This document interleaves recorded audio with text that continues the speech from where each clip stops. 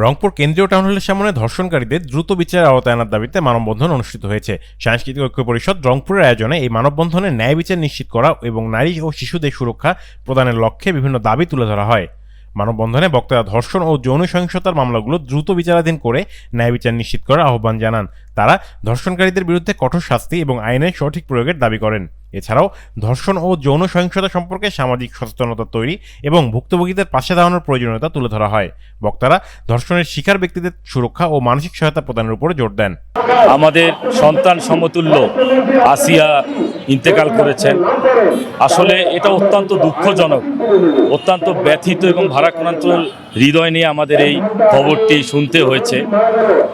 বাংলাদেশে আপনারা দেখছেন কিছুদিন থেকেই যে পরিমাণ ধর্ষণ হচ্ছে, এর প্রতিবাদে আমাদের সকলকে ঐক্যবদ্ধ হতে হবে। এখনও 5ই আগস্টের হাসিনার পতনের পর তাদের প্রেতাত্মারা বিভিন্ন প্রশাসন সেক্টর থেকে শুরু করে বিভিন্ন জায়গায় এখনো বলবৎ রয়েছে। এজন্য এর বিচারগুলো আমরা সুষ্ঠুভাবে পাচ্ছি না। তাই আমাদের জোর দাবি অতি সত্বর এবং দ্রুততম সময়ে ধর্ষণকারীদের যেন বিচার হয়। যে একটা নিরাপদ সুন্দর পৃথিবী গড়ার জন্য, বাংলাদেশ গড়ার জন্য নারী সহিংসতা, নারী ধর্ষণ মানে কোনো রকম নির্যাতন যাতে না হয় সেটি বন্ধকরণে আপনারাও অগ্রণী ভূমিকা রাখবেন। এবং আমাদের যে সাংস্কৃতিক কর্মী যারা আছে, সাধারণ জনগণ আছে, সবাই যেন সম্মিলিতভাবে এর প্রতিবাদ জানায়, দৃঢ় পদক্ষেপ গ্রহণ করে।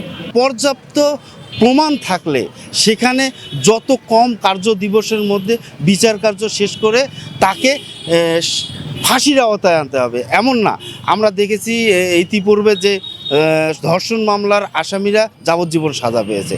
শুধু সাজা পেয়ে একটা পর্যায়ে আপিল ডিভিশনে গিয়ে সেই সাজাও কমিয়ে নিছে।